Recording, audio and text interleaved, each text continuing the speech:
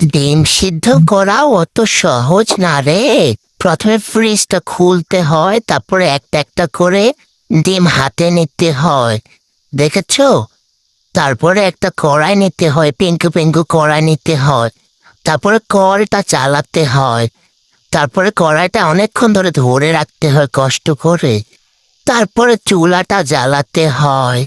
চুলাটা জ্বালানোর পরে পিঙ্কু পিঙ্কু কড়াইটা চুলার মধ্যে দিয়ে দিতে হয়, বুঝতে পেরেছো?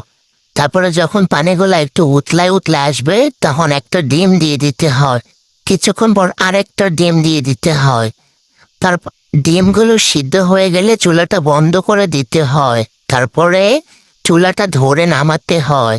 তারপর পানিগুলা ছাড়তে হয়, তারপর ঠান্ডা পানি দিতে হয়, দেখেছো? তারপরে একটা ডিম হাতে নিয়ে এরকম করে দেখাতে হয়। তারপরে ডিমগুলাকে এরকম এরকম এরকম নরম করে নিতে হয়। একটা ডিম করে নিয়েছি, দেখো কিভাবে ছিলতে হয়। এত সহজ না রে, এত সহজ না। তারপরে দেখো কত কষ্ট করতে হয়, ছিলতে হয়। ছিলে পানির মধ্যে চুবিয়ে দিতে হয়, তারপরে একটু ধোয়াই ধোয়ে করে তারপরে দেখো হয়ে গেল, ডিম সিদ্ধ হয়ে গেল। এত সহজ।